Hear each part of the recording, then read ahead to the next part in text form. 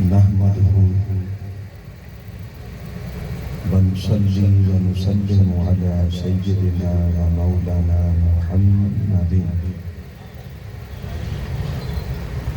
رسوله الكريم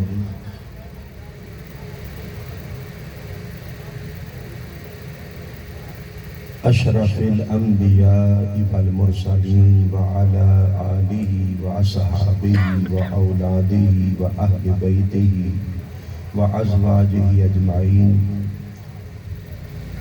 اما بعد فاعوذ باللہ من الشیطان الرجیم، بسم اللہ الرحمن الرحیم۔ قال اللہ تبارک و تعالی فی القرآن المجید والفرقان الحمید، قل لا اسألكم علیہ اجرا الا المودۃ فی القربى، صدق اللہ مولانا العظیم۔ محترم و مکرم، انتہائی قابل احترام پروفیسر حافظ محمد مہربان صاحب اور مستفی نوجوان ہمارے بھائی عزیزم محترم علی رضا کھچی صاحب، اور اسی طرح تحریک منہاج القرآن سیکٹر داجل تحصیل بھکر کے جملہ ذمہ داران، عہدہ داران، رفقاء و اراکین اور منہاج حویلی اس علاقہ سے تعلق رکھنے والے محترم مکرم ساجد حسین کربلائی صاحب، جی سجاد حسین کربلائی صاحب، ماشاءاللہ، اور دیگر احباب جنہوں نے مل کے آج کی ذکر حسین کی اس مبارک محفل کو منعقد کیا ہے۔ اللہ تعالیٰ سب کی سعی و کاوش کو اپنی بارگاہ میں قبول فرمائے، کوئی یہاں سے خالی ہاتھ نہ لوٹے، ہر کسی کو در رسول کی خیرات نصیب ہو، در بطول کی خیرات نصیب ہو، اور ہماری جھولیاں خالی نہ رہیں بلکہ ایمان کے ساتھ، دین اور استقامت کے ساتھ اللہ تعالیٰ اپنے محبوب کی آل کے صدقے سے ہماری جھولیاں بھر کے بھیجے۔ آج کی نشست میں جس موضوع پر میں بات کرنے لگا ہوں وہ ہے محبت حسین۔ بولی کیا؟ محبت حسین، محبت اہل بیت، اور پھر اگر وقت بچا ہمارے پاس تو پھر ساتھ ہم بیان کریں گے اجر محبت حسین، کہ محبت حسین کا اجر کیا ہے۔ پہلے ہم مقام بیان کریں گے، پھر اس کے بعد بحمدہ تعالی ہم محبت حسین کا اجر بیان کریں گے۔ پروفیسر صاحب، چنانچہ یہ بات سمجھ لیں کہ حسین کا جب ذکر کیا جاتا ہے، کھچی صاحب، حسین کا جب ذکر کیا جاتا ہے تو بعض لوگوں کو یہ بات سمجھ نہیں آتی، وہ پوچھتے ہیں کہ حسین کا ذکر، حسین کے بچپن کا ذکر، مدینہ کی گلیوں میں حسین کھیلتے ہیں اس کھیل کود کا ذکر، یہ سارا ذکر کیا ہے، اس سے کیا ملتا ہے؟ ان کا ذہن یہ ہے کہ نہ یہ کوئی نماز ہے، نہ یہ کوئی ذکر ہے، نہ کوئی یہ سجدہ ہے، نہ کوئی تسبیح ہے، یہ کیا ذکر کرتے ہیں کہ حسین گلی کوچوں میں یوں کھیل رہا تھا، حضور آئے، حضور نے پکڑ کے اٹھا لیا، بوسا لیا۔ تو حسین کے بچپن کی باتیں، حسین کے پیدائش اور جنم کی باتیں، یہ سب کیا ہے؟ یہ بات سمجھ لیں، یہ اللہ کی سنت ہے کہ وہ اپنے محبوبوں کے تذکرے اسی طرح کیا کرتا ہے۔ اگر آپ قرآن پاک کو پڑھیں، اگر آپ قرآن پاک کو پڑھیں، یہ تھوڑا سا اپنی طرف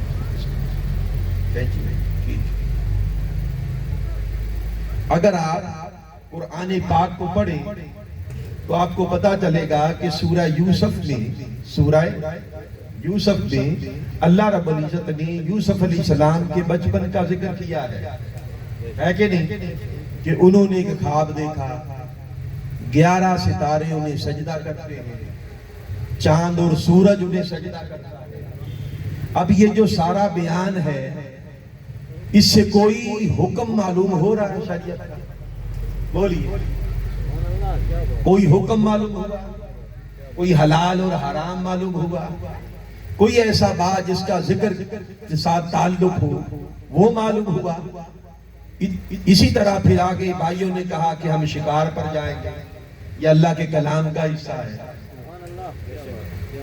اور آپ نے فرمایا کہ مجھے ڈر ہے کہ بھیڑیا اس کو کھا نہ جائے، اور وہ لے کے چل پڑے، کنویں میں ڈال دیا، ایک قافلہ گزرا، انہوں نے نکالا۔ یہ جو کہا قصہ ہے، قصہ قرآن بھی اس کو قصہ کہتا ہے۔ یہ بیان کرنے کا مقصد کیا ہے؟ یہ بیان کرنے کا مقصد کیا ہے؟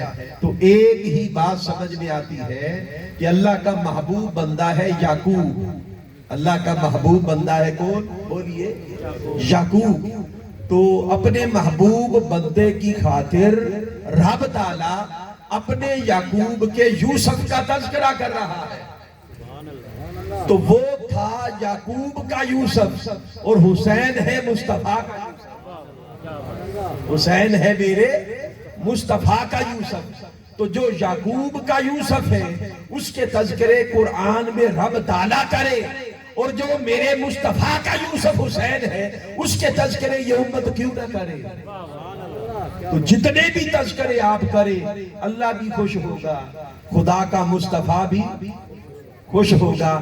دیکھیں نا قرآن پاک میں درجنوں مقامات پر اللہ نے آقا علیہ السلام کی اہل بیت کے تذکرے کیے ہیں۔ ایسی بات ہے حضور کی اہل بیت کے گھر والوں کا، حضور کے گھرانے کا ذکر کیا۔ سوال یہ پیدا ہوتا کہ اللہ تعالیٰ بار بار حضور کے گھرانے کا ذکر کیوں کرتا ہے؟ کیوں کرتا ہے؟ اس لیے کرتا ہے، وہ کہتا ہے بندو، نہ میں باپ ہوں، نہ پیدا کیا گیا ہوں، نہ مجھ میں سے کوئی پیدا ہو سکتا ہے، میری شان تنزیہ ہے، نہ مجھ میں سے کوئی ہے اور نہ میں کسی میں سے ہوں، نہ کوئی میرا گھر ہے نہ کوئی میرا در ہے۔ تو اللہ رب العزت نے ایک مقام وجاہت حضور کو عطا فرمایا، محبوب تیرا در ہی میرا در ہے، تیرا گھر ہی میرا گھر ہے۔ اب تیرے گھر کی باتیں، تیرے گھر کی باتیں وہ کرے گا جس کے ساتھ تعلق میرا ہے یا اس کا تعلق مجھ سے ہے۔ تو جو اللہ والا ہے وہ حضور کے گھر کی گھرانے کی باتیں اس لیے کرے گا کہ یہ گھر وہ ہے جس گھر کو اللہ اپنا گھر کہتا ہے، یہ گھرانہ وہ ہے جس کو اللہ تعالیٰ اپنا گھرانہ کہتا ہے، اپنا گھر کہتا ہے۔ اس لیے جا بجا اہل بیت کے تذکرے قرآن پاک میں، اور جو حسین ہے وہ حضور کی اہل بیت کا مان ہے، حسین حضور کی آن بان شان ہے حسین۔ اور اہل بیت کی پوری انگوٹھی ہوتی ہے نا، اس انگوٹھی کا نگینہ ہے حسین۔ اہل بیت کی پوری انگوٹھی کا نگ ہے۔ آج ہم اسی حسین کی محبت کے تذکرے کریں گے، توجہ ہے؟ اب اس کے لیے میں نے قرآن پاک کی ایک آیہ مقدسہ ہے، سورہ شورا کی آیت نمبر 23، بلکہ اس کا درمیانی حصہ ہے جو میں نے تلاوت کیا، جس میں رب تعالیٰ نے فرمایا قل، محبوب تو کہہ دے، تو کہہ دے، لا اسألکم علیہ اجرا، کہ لوگوں میں تم سے اس پر کوئی اجر نہیں مانگتا، علیہ اس پر تبلیغ رسالت پر، وہ تبلیغ جس کے ذریعے سے تمہیں قرآن ملا، جس کے ذریعے سے تمہیں رحمان ملا، وہ تبلیغ جس کے ذریعے سے تمہیں ایمان ملا، قرآن ملا، دین ملا، اسلام ملا، خود رحمان ملا، جو سارا کچھ جس تبلیغ کے نتیجے میں تمہیں ملا، فرمایا میں اس پر تم سے کوئی اجر نہیں مانگتا اور نہ اس کا اجر تم دے سکتے ہو، کوئی اجر نہیں مانگتا، میں نے دن رات ایک کر دیا تمہاری بہتری کے لیے، تم گمراہ تھے، میری وجہ سے ہدایت یافتہ ہو گئے، تم لوگ ذلیل و رسوا تھے، ذلت کے گڑھوں میں ڈوبے پڑے لوگ تھے، میری وجہ سے اللہ نے تمہیں عزتوں کے تاج پہنائے، تم گمراہیوں میں مبتلا لوگ تھے، ظلمت اور تاریکی کے گڑھے میں ڈوبے پڑے لوگ تھے، اللہ نے میری وجہ سے، اللہ نے تھوڑا سا اور سائڈ پہ ہو جائے، تھوڑا سا ٹھیک ہے جی، تو اللہ نے میری وجہ سے تمہیں ہدایت کے راستے پر چلایا، تم دوزخ کے گڑھے کے قریب جا پہنچے تھے، میں نے کھینچ کر تمہیں جنت کے راستے پر چلا دیا، دن رات تمہارے لیے رویا، تمہارے لیے محنت کی، اپنے سکھ کو چھوڑا تاکہ تمہیں سکھ ملے، اپنی راحت کو چھوڑا تاکہ تمہیں راحت ملے، دن رات جو تمہارے لیے صحیح کی، اور آج تم ہدایت یافتہ ہو گئے ہو، ساری کائنات کے امام ٹھہرے ہو، یہ جو سارا کچھ تمہارے لیے میں نے کیا، اس پر میں تم سے کوئی اجر نہیں مانگتا، ساتھ فرمایا اِلَّا الْمَوَدَّةَ فِي الْقُرْبَى، مگر تمہیں ایک حکم دیتا، اگر تمہاری محبت ہو کہ مجھے کچھ دو، مجھے کچھ دو، میں دینے کے لیے آیا ہوں، لینے کے لیے نہیں آیا، اگر تمہاری خواہش ہے مجھے کچھ دینے کی تو فرمایا ایک حکم میں تمہیں دیتا ہوں، وہ کر لو، اور وہ حکم بھی تمہاری بہتری میں ہے، وہ کیا؟ الْمَوَدَّةَ فِي الْقُرْبَى، میری قرابت، میرے خاندان اور میری اہل بیت سے محبت کرتے رہنا، کچھ نہیں مانگا، کچھ نہیں مانگا، اگر حکم دیا یعنی اشارہ کر دیا مجھے خوش کرنا چاہتے ہو تو پھر یہ کام کرو، یہ بھی تمہارے لیے ہے، تمہارا اپنا فائدہ ہے، یا میری اہل بیت سے محبت کرتے رہو، میری اہل بیت سے محبت کرتے رہو۔ اب یہاں پر ایک بات بڑی قابل غور ہے، یہ جو اللہ نے فرمایا قل محبوب تو کہہ دے، کیا فرمایا؟ تو کہہ دے، دیکھیں نا نماز کا بھی حکم اللہ کا ہے کہ نہیں، مگر قل نہیں کہا، قل کے بغیر کہا اقیم الصلاۃ، نماز کا پروفیسر صاحب، قل کا اضافہ نہیں ہے، قل کا معنی ہوتا ہے تو کہہ دے، مگر یہاں پر قل نہیں ہے، آتو زکات، زکات دو، حج کرو، صدقات دو، اسی طرح جہاد کرو، مگر قل کا اضافہ نہیں ہے۔ اللہ تعالیٰ اکثر جب کثرت کے ساتھ جب حکم دیتا ہے تو قول کا اضافہ نہیں کرتا، قول کے بغیر کہتا ہے کہ یہ کرو، یہ کرو، یہ کرو، یہ حکم ہے، یہ حکم ہے، مگر جب کوئی ایسا حکم دینا چاہے کہ جس کے بغیر نہ گزارا ہو، نہ کوئی چارہ ہو، نہ بندوں کا انسانیت کا گزارا ہو اور نہ اس کے بغیر کوئی اور چارہ ہو، جب ایسا کوئی حکم دینا چاہتا ہے تو پھر کہتا ہے تمام حجت کے لیے قل محبوب تو کہہ دے، محبوب تو کہہ دے۔ دیکھیں نا قرآن پاک میں توحید کا جب ذکر آیا، اللہ تعالیٰ نے توحید کا بیان کیا اور توحید کا حکم دیا کہ ایک اللہ کو مانو، وہ ایک ہے، وہ ایک ہے، تو اس کا بیان بھی لفظ قل سے کیا، کیا فرمایا؟ قل هو اللہ احد، محبوب تو کہہ دے، محبوب تو کہہ دے کہ وہ اللہ ایک ہے، یہ بات تو کہہ دے۔ قل کا اضافہ توحید کے بیان میں اس لیے ہے کہ اگر توحید نہ ہو تو پلے کچھ نہیں بچتا، اگر توحید نہ ہو بندہ کافر ہو جاتا ہے، دار اسلام سے خارج ہو جاتا ہے، اس کے پلے توحید نہ ہو تو کچھ نہیں بچتا. تو لوگوں جس طرح توحید کے بغیر گزارا نہیں، اسی طرح اہل بیت کی محبت کے بغیر گزارا نہیں. تو کل توحید کے بیان میں بھی ہے، کل محبت آل رسول کے بیان میں. ماشاءاللہ ابھی آئے آپ ماشاءاللہ. آپ کو تو مغرب کے وقت پہنچ جانا چاہیے تھا. چلو کوئی بات نہیں، اللہ خیر فرمائے.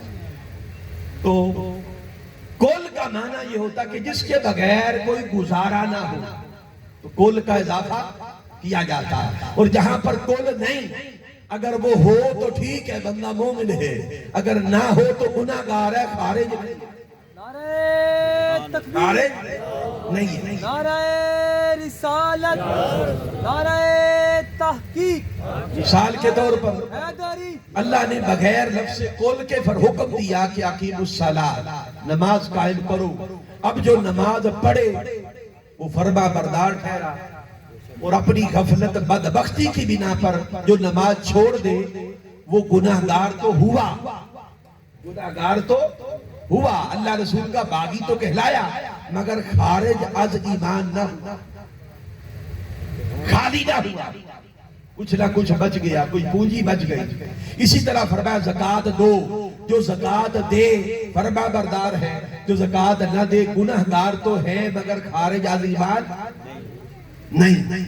حج کرو، جو حج کرے گناہوں سے پاک ہو جائے، مگر جو استطاعت کے باوجود حج نہ کرے تو پھر وہ گناہگار ہو جائے، فاسق و فاجر و اللہ رسول کا باغی کہلائے مگر خارج از ایمان نہ ہوا. اسی طرح جتنے بھی احکامات لفظ قول کے بغیر ہیں، بندہ عمل کرے تو فرما بردار، عمل نہ کرے تو نافرمان، مگر خارج نہیں ہوتا.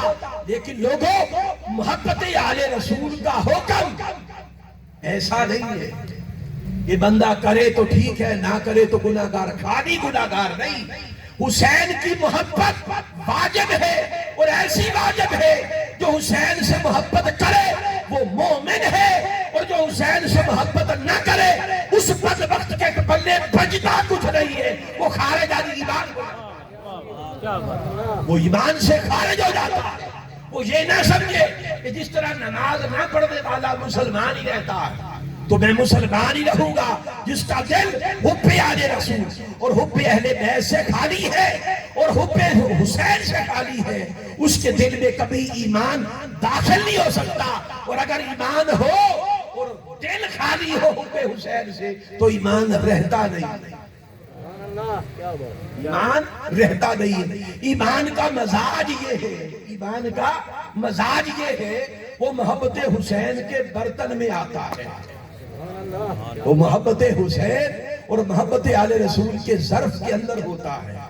اگر وہ ہو تو ایمان ہے، اگر وہ نہ ہو تو بندہ خارج ہے. اس بدبخت کے پلے بچتا پھر کچھ نہیں. یہ بات سمجھ لی. اب اگلی بات سمجھیے. جب یہ آیا کریمہ نازل ہوئی، جب یہ آیا مبارکہ نازل ہوئی تو مخاطب کون تھے؟ اولین مخاطب صحابہ کرام. بولیے کون مخاطب تھے؟ صحابہ کرام مخاطب. اب صحابہ کرام کی زبان کیا ہے؟ بولیے بھی ساتھ ساتھ بولتے جائے تاکہ پتہ چلے آپ جاگ رہے ہیں.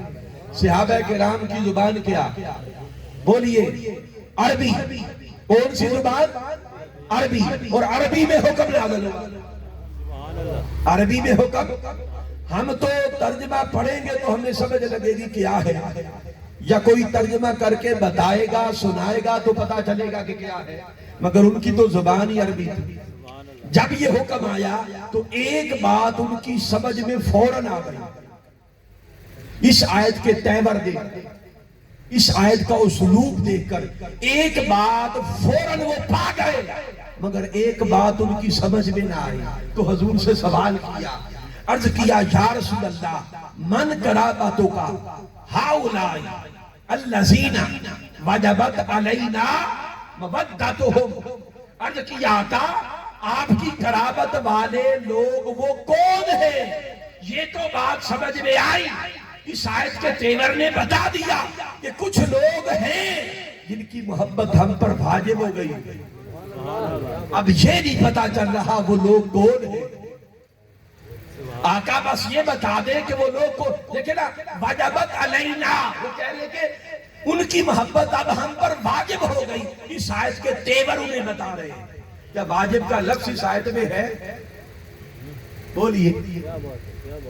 حضور نے کہا کہ واجب ہے، مگر آیت کے تیور نے بتایا کہ واجب ہے. اور وجوب یہاں پر فرض کے لیے کہ فرض ہے. تو صحابہ کرام نے کیا کہ آقا وہ کون لوگ ہیں کہ جن کی محبت اس آیت میں ہم پر واجب اور فرض کر دی گئی؟ تو میرے آقا نے سن کر فرمایا علی و فاطمہ و بناہما، ایک علی ہے جن کی محبت فرض اور واجب ہو گئی، ایک فاطمہ ہے، اور دو حسن اور حسین ہیں، دونوں کے بیٹے. ابناہما حسن اور حسین. تو لوگوں اس امت پر فرض ہے علی کی محبت، اس امت پر فرض ہے فاطمہ کی محبت، اس امت پر فرض ہے حسین کریمین کی محبت. یہ امت اس فرض کو نماز کی طرح نہ جانے. یہ ایسا فرض ہے اگر محبت حسین ہو تو پھر دوسرے فرض بھی قبول، پھر نماز بھی قبول ہے، روزہ بھی قبول ہے، حج بھی قبول ہے.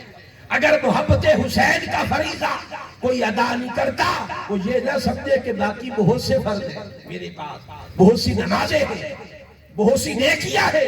ارے ساری نیکیاں کالے کپڑے میں لپیٹ کر اس کے منہ پر نحوست بنا کے مار دی جائے گی جس کے دل میں حسین کی محبت نہیں ہوگی.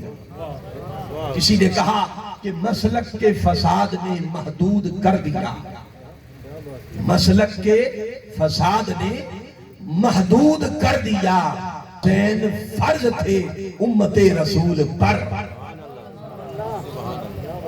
حسین امت رسول پر لوگوں فرض ہے. جس طرح نماز فرض ہے، جس طرح روزہ فرض ہے، جس طرح حج فرض ہے، بلکہ یہ سارے فرائض قبول ہی تب ہوتے ہیں کہ جب فریضہ محبت حسین ادا کیا جائے. اب اس آیت کی تشریح میں اور تفسیر میں امام شافعی رحمت اللہ علیہ بیان فرماتے ہیں. کون بیان کرتے ہیں؟ امام شافعی. وہ بیان کرتے ہیں اہل بیت رسول اللہ حبکم فرد من اللہ فی القرآن انزل انکم عظیم القدر یکفیکم عظیم القدر انکم من لم یصلی علیکم لا صلاۃ.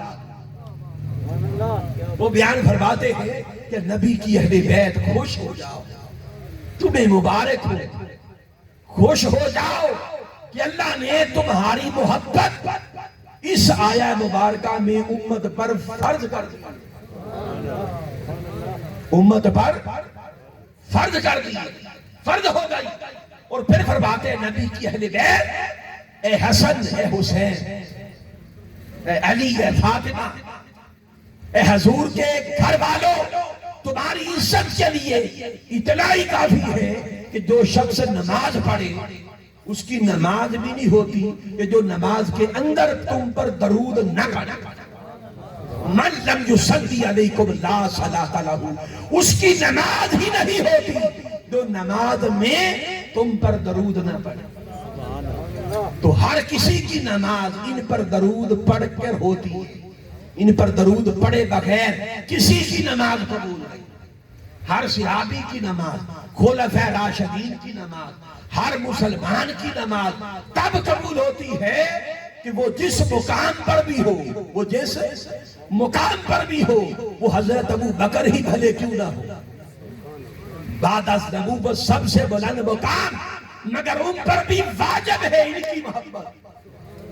بھلے وہ امامت کے مصلی پر ہو اور علی پیچھے کھڑا ہو، علی بھلے پیچھے کھڑا ہو مقتدی بن کر. بعض لوگ کہتے ہیں، موازنہ کرتے ہیں کہ دیکھو حضرت ابوبکر آگے ہیں اور حضرت علی، کہتے ہیں نا حضرت علی پیچھے ہیں. بھئی ذرا اس اینگل سے بھی دیکھو، وہ جو آگے ہے وہ اپنی نماز کی قبولیت کے لیے درود علی پر پڑھ رہا ہے، جو پیچھے ہے، جو پیچھے ہے. یہ بھی تو غور کرو نا کہ آگے کھڑے ہونے والوں ان کی نماز ہی نہیں ہوتی کہ جب تک اہل بیت پر درود نہ پڑھا جائے، درود نہ پڑھا جائے۔ تو آپ نے دیکھا کہ اہل بیت کی محبت ساری امت پر، خلفائے راشدین سے لے کر آج تک اور قیامت کے زمانے تک ساری امت پر واجب ہو گئی۔ جس کو جو ملا آل رسول کے صدقے سے ملا، ابو بکر صدیق بنے، عمر فاروق بنے، اور عثمان کامل الحیاء والایمان بنے، ذوالنورین بنے، اسی گھرانے کے صدقے سے۔ جس نے جو پایا اسی گھرانے کے صدقے سے پایا۔ اس لیے لوگوں، میں آپ کو نصیحت کرتا ہوں، یہ جو 4 افراد ہیں، علی، فاطمہ، حسن اور حسین، ان کے ساتھ کبھی کسی کا موازنہ نہ کیا کرو، یہ جائز نہیں ہے۔ یہ آج کے دور کے فتنوں میں سے کس طرح کہ ہم مقابلہ شروع کر دیتے ہیں۔ بھئی جو فضیلت ہے نا، فضیلت ہمارے ہاں اہل سنت میں ترتیب فضیلت کی وہی ہے جو خلافت کی ترتیب ہے۔ یہ بات طے ہے، یہ بات حق ہے، جو خلافت کی ترتیب ہے وہی فضیلت کلی کی ترتیب ہے، یہ حق ہے۔ مگر یہ جو چاروں ہیں نا، یہ جو چاروں ہیں، ان کا معاملہ جدا ہے۔ ان چاروں کو عام فطری اصولوں سے ہٹ کر جدا پیدا کیا گیا ہے۔ ان کی خلقت ساری کائنات سے جدا ہوئی ہے۔ جب ان کی بات ہو تو موازنہ جائز نہیں۔ خود ابو بکر و عمر بھی موازنہ نہیں کرتے تھے، تم بھی نہ کیا کرو۔ اس پر میں بات کروں گا آگے جا کے۔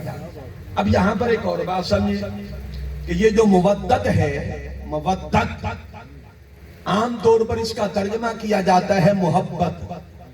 کیا ترجمہ کیا جاتا ہے؟ محبت۔ یہ ترجمہ درست ہے، مگر ایک فرق ہے، 2 لفظ ہے، ایک مودت اور ایک حب۔ بولیے کیا؟ بولیے مودت اور دوسرا لفظ کیا؟ حب۔ دونوں کا معنی محبت ہے۔ علی رضا مصطفی صاحب، ماشاءاللہ جی۔ اب سنیے توجہ کی کہ مودت کا معنی بھی محبت، حب کا معنی بھی محبت، مگر دونوں میں فرق ہے، دونوں میں فرق ہے۔ وہ فرق جان لیں۔ فرق یہ ہے کہ محبت اگر حد کے دائرے میں ہو، حد کے اندر ہو، حد کے اندر ہو تو حب ہے، محبت ہے۔ اگر حد سے بڑھ کر ہو تو مودت ہے۔ کیا ہے؟ مودت۔ اب حد سے بڑھ کر محبت کیا ہے، اس کی میں ایک مثال دیتا ہوں۔ مثال کے طور پر دودھ ہوتا ہے، آپ برتنوں میں ڈالتے ہیں کہ نہیں؟ برتن میں ڈالتے ہیں نا جی، برتن میں ڈالتے ہیں۔ خاموشی سے یوں لگتا ہے کہ جیسے شاپور میں ڈالتے ہیں، برتنوں میں ڈالتے ہیں۔ تو بھائی گج بج کے بولے، برتنوں میں ڈالتے ہیں۔ اگر برتن ہو 5 کلو کا، اس میں دودھ کتنا آئے گا؟ تو اس کی لیمٹ 5 کلو ہے۔ اس کی لیمٹ کتنی؟ 5 کلو۔ اس کے اندر 5 کلو ہی آئے گا، 2 کلو بھی آ سکتا ہے، 3 کلو بھی، سارا کٹورا بھی بھر سکتا ہے۔ اب کیپیسٹی ہے 5 کلو، اور علی رضا مصطفی صاحب ضد کر جائے کہ میں نے 6 کلو ڈالنا جی، تو جب 6 کلو آپ ڈالیں گے تو اس کے اندر کتنا آئے گا؟ 5 کلو، اور باقی دودھ کدھر جائے گا جی؟ چھلک پڑے گا، چھلک کے باہر آ جائے گا۔ اب اس کو یوں سمجھیے کہ وہ دودھ جو برتن کی حد کے اندر ہے وہ محبت ہے، جو چھلک کے باہر آیا وہ مودت ہے۔ جو چھلک کے باہر آیا وہ مودت ہے۔ تو اللہ نے خالی محبت آل رسول کا حکم نہیں دیا، مودت کا حکم دیا ہے کہ لوگوں میں تمہاری وہ محبت قبول کروں گا جو دل کے اندر چھپا کے نہ رکھی جائے، بلکہ وہ چھلک پڑے، وہ ابل پڑے، وہ چھلک پڑے۔ بعض لوگ کہتے ہیں کہ ہمیں بھی محبت ہے، کہتے ہیں نا، وہ کہتے ہیں یار ہمیں بھی محبت ہے، کہتے ہیں محبت دل میں ہوتی ہے۔ بھئی اللہ کے بندے اگر دل کے اندر ہے تو یہ حب ہے، مودت نہیں ہے۔ مودت یہ ہے کہ دل کا سارا کٹورا بھر جائے، دل کا سارا کٹورا محبت سے بھر جائے اور پھر وہ محبت چھلک پڑے، ظاہر پر وارد ہو جائے، انگ انگ سے، ایک ایک لفظ سے اور ایک ایک انداز سے محبت آل رسول چھلکے۔ اگر یہ کیفیت ہو جائے، یہ مزاج ہو جائے، تو سمجھ لو اللہ کے حکم پر عمل ہو گیا۔ اللہ کے حکم پر، یہ میرے بھائی ساتھ جو میرے ساتھ آئے کہتے کملا ہو جائے جی، محبت میں دیوانہ ہو جائے، پہلا لفظ بولا انہوں نے، کہا کہ کملا ہو جائے۔ بھئی آل رسول کی محبت میں کوئی کملا ہو جائے تو پا جاتا۔ الذین یؤمنون بالغیب، وہ جو بن دیکھے مان لیتے، اور بن دیکھے ماننا کملوں کا کام۔ وہ جو کملے ہوتے ہیں، وہ جو ہوش مند ہوتے ہیں نا، وہ سوچتے یہ کیوں، وہ کیوں، وہ کیوں۔ اللہ نے فرمایا مجھے پانا چاہتے ہو، ایمان چاہتے ہو تو بن دیکھے، نہ دیکھنے کی بات ہے، نہ سمجھنے سمجھانے کی بات ہے، بس مان جانے کی بات، بس مان جانے کی بات۔ تو آل رسول کی محبت پہ چھلک پڑو، بلند ہو جاؤ، چھلک پڑو۔ جو چھلکتے پھرے سمجھ لو انہوں نے محبت کر کے دکھا دی۔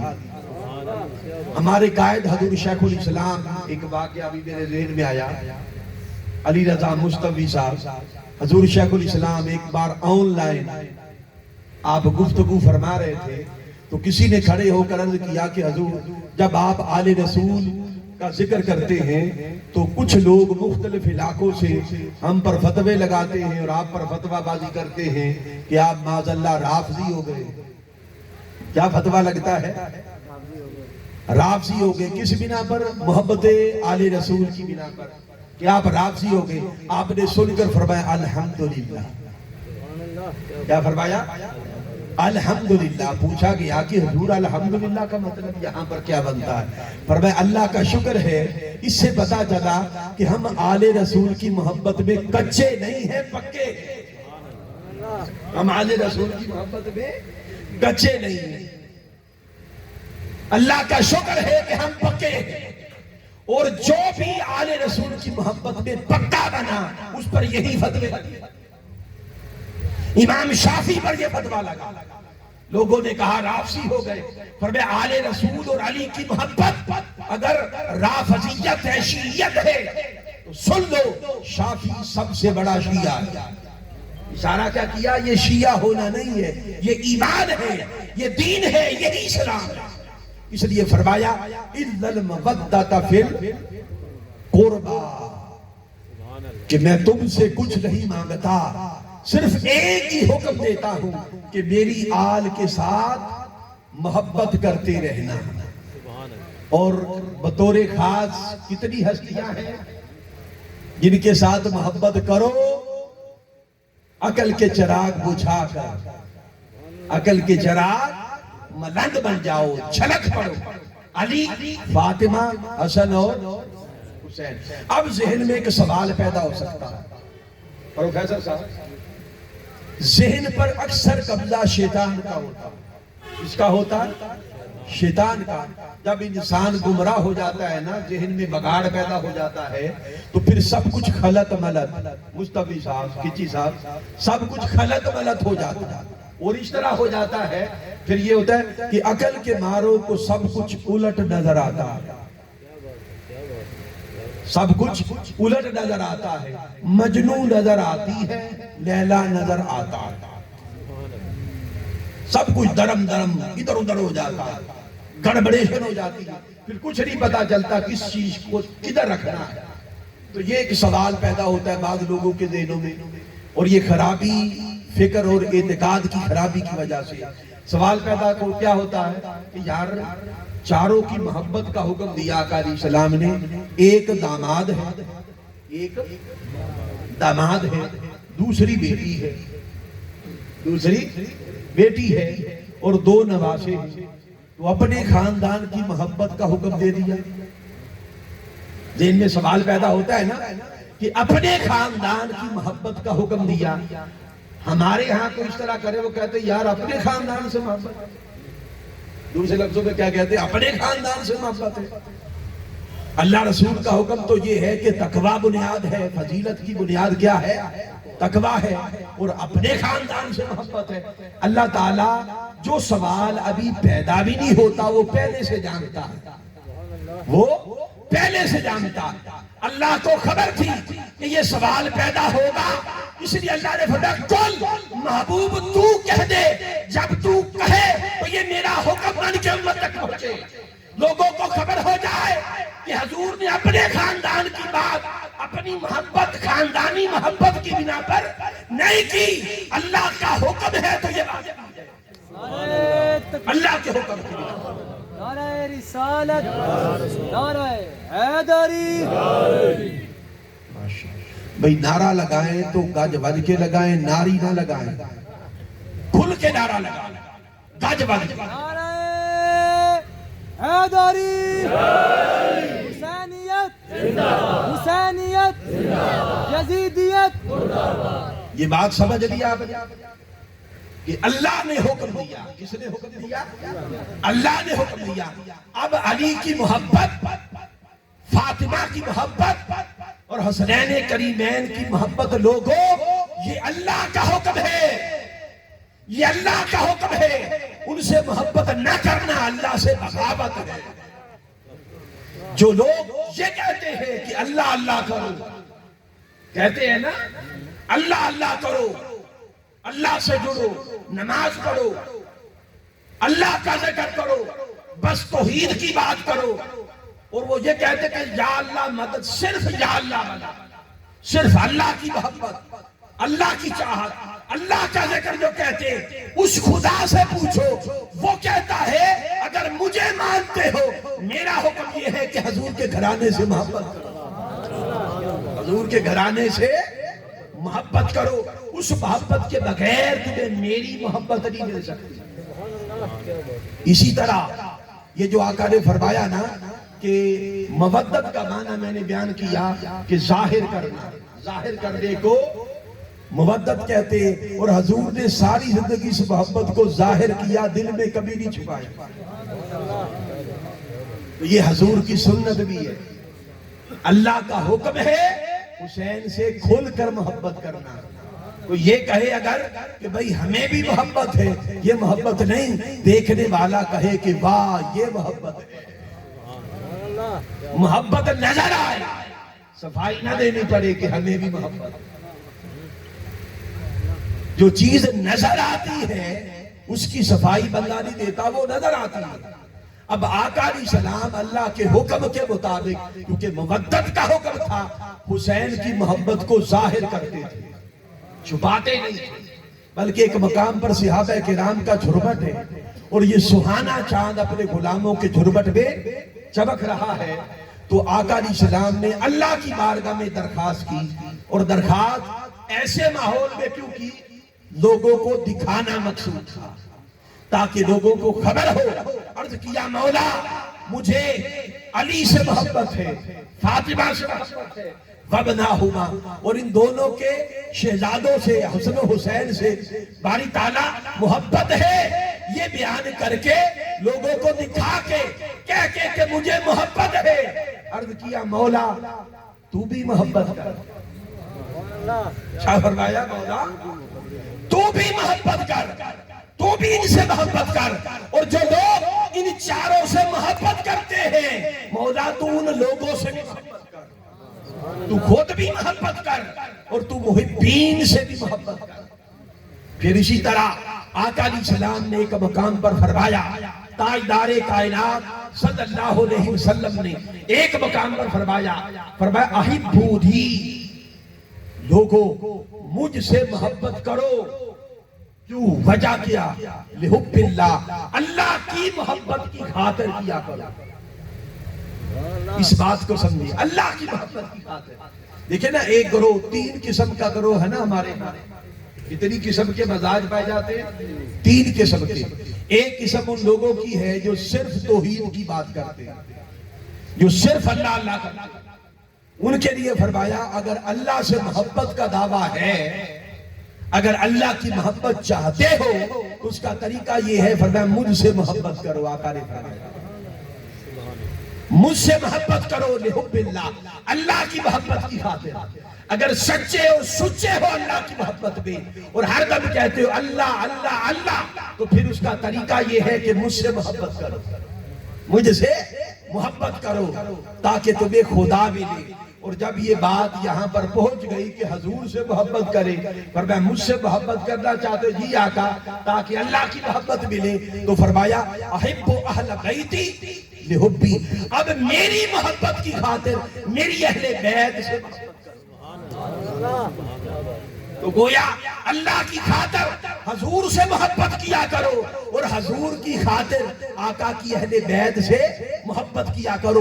جو حضور کی اہل بیت کا ہے وہی خدا کا ہے، وہی مصطفیٰ کا ہے، اور جو حضور کی اہل بیت کا سگ نہیں ہے نہ وہ خدا کا ہے نہ وہ مصطفیٰ کا۔ خدا اور مصطفیٰ کا وہی ہے جو آل رسول کا ملنگ ہے، جو آل رسول کا محب ہے۔ ان تینوں محبتوں کو آقا علیہ السلام نے یوں کر کے جوڑ دیا اور امت نے اس کو پھوڑ دیا۔ کوئی صرف توحید کی بات کرتا ہے گرو، کوئی صرف آقا علیہ السلام کی محبت کی بات کرتا ہے گرو، اور کوئی صرف آل رسول کی محبت کی بات کرتا ہے۔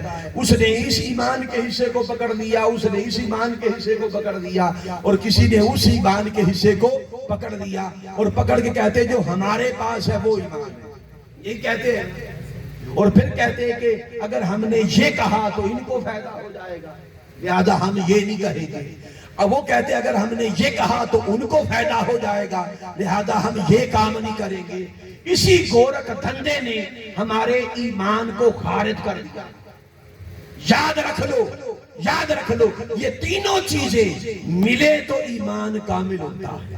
خدا ملتا ہے مصطفیٰ کے ذریعے سے، اور مصطفیٰ ملتے ہیں آل رسول کے ذریعے سے، آل رسول کے ذریعے سے۔ اب یہاں پر ایک اور بات سمجھ، توجہ ہے، میں وقت کے فتنوں کی باتیں کر رہا ہوں نا تاکہ آپ کو پتا چلے کیا چل رہا ہے اور فتنوں کے اس طوفان میں ہمیں کیا کرنا ہے، ہم نے کیا کرنا ہے۔ اب ہو کیا رہا ہے؟ اللہ نے فرمایا گج بج کے محبت کرو، کھل کے محبت کرو، تمہاری طبیعت اور مزاج پر آل رسول کی محبت کا غلبہ ہو۔ اور ادھر کیا ہوتا ہے؟ جب کوئی کھل کر علی کا ذکر کرتا، آل رسول کا ذکر کرتا، فوراً فتویٰ لگ جاتا ہے یہ تو شیعہ ہو گیا، ایسی بات ہے۔ اور پھر مقابلے میں ابو بکر و عمر کو، عظیم ہستیوں کو کھڑا کیا جاتا، حضرت ابو بکر و عمر کو موازنہ کیا جاتا، ان کو ان کے مقابل کھڑا کیا جاتا ہے۔ میری بات یاد رکھ لو، یہ جو چار ہستیاں ہیں، اب میں مختصراً چاروں کی بات کروں گا جس سے آپ کو پتا چلے گا ان چاروں کی جب بات ہو تو صرف محبت کی بات کیا کرو، ان کے مقابل، ان کے موازنے میں کسی کو کھڑا نہ کیا کرو، اور ان کا موازنہ کسی کے ساتھ نہ کیا کرو، اس لیے کہ یہ عام فطری اصولوں سے ہٹ کر پیدا کیے گئے۔ اور خلفائے راشدین نے کبھی بھی ان کے ساتھ اپنا موازنہ نہیں کیا۔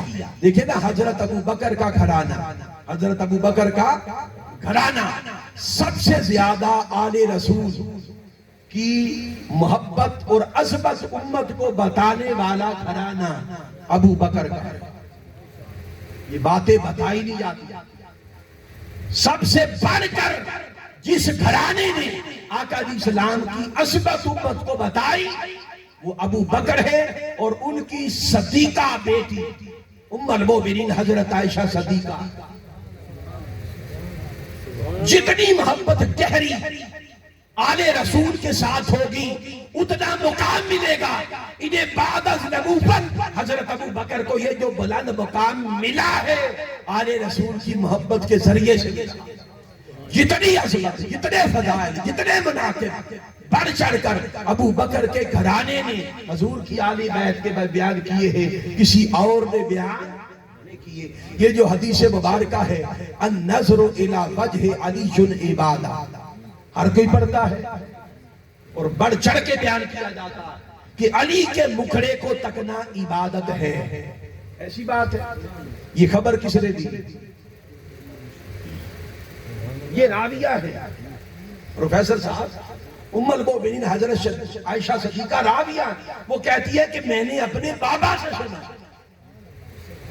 میرے بابا نے بتایا، یعنی اصل راوی ہے اس حدیث کے حضرت ابو بکر صدیق رضی اللہ تعالیٰ۔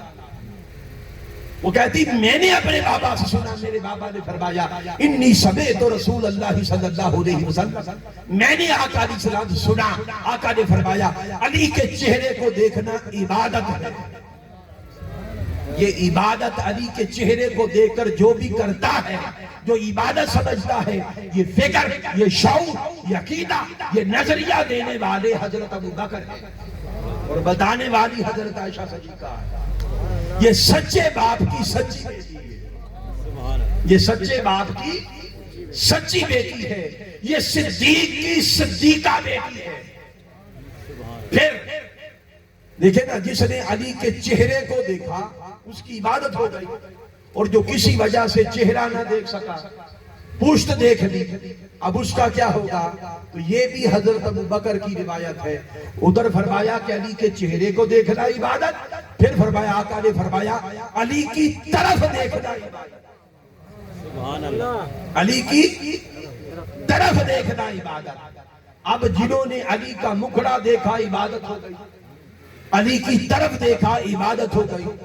اب جو اس دور میں پیدا ہی نہ ہوئے، اب وہ کیا کریں؟ وہ کدھر جائیں؟ ہم لوگ اب کدھر جائیں؟ تو ام المؤمنین حضرت عائشہ بیان کرتی ہے، یہ گھر کی راز کی بات ہے، امت کو بتائی کس نے؟ حضرت عائشہ نے۔ وہ بیان کرتی ہے کہ جنہوں نے علی کا چہرہ دیکھا، علی کی طرف دیکھا، اس زمانے میں ہوا عبادت ہو گئی، اور جو اس زمانے میں پیدا نہیں ہوا، آقا نے فرمایا ذکر و علی شن عبادت، وہ صرف علی کا ذکر کر لے یہ بھی عبادت۔ لوگوں، علی کو تکنا عبادت، علی کو دیکھنا عبادت، علی کا ذکر عبادت، علی کو سوچنا عبادت، علی کے خیالوں میں رہنا عبادت۔ یہ امت کو خبر کس نے دی؟ ابو بکر کے گھرانے سے خبر ملی، ابو بکر کے گھرانے سے خبر ملی۔ اور حضرت عمر فاروق رضی اللہ تعالیٰ عنہ ایک بار آپ نے منع کر دیا کہ خبردار، میں میٹنگ کرنے لگا ہوں، مشاورت ہے، کوئی اندر داخل نہ ہو۔ دربان سے کہا کہ کوئی بھی ہو اندر داخل نہ ہو۔ آپ کا بیٹا آ گیا عبداللہ، دربان نے اندر نہیں جانے دیا، دربان نے اندر نہیں جانے دیا کہ منع کیا ہے امیر المؤمنین نے۔ امام حسن نے دیکھ لیا، وہ بھی ملاقات کے لیے آئے تھے۔ امام حسن نے دیکھا کہ بیٹے کو منع کیا گیا، شاید مجھے بھی منع کر دیا جائے۔ دربان نے پوچھا کہ امام علی مقام کیسے آئے؟ فرمایا کہ نہیں، میں ویسے آیا تھا، میں چلا جاتا۔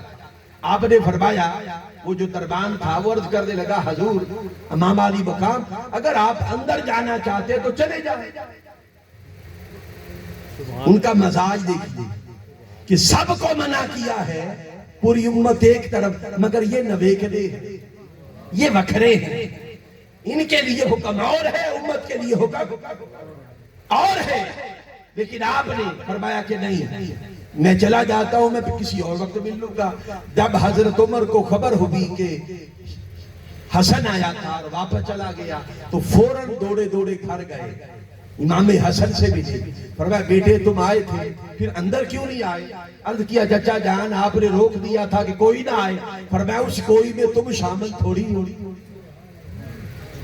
بیٹے میرے دروازے ہر لمحہ ہر گھڑی تمہارے لیے کھلے ہیں، جب چاہے آؤ، جب چاہے آؤ۔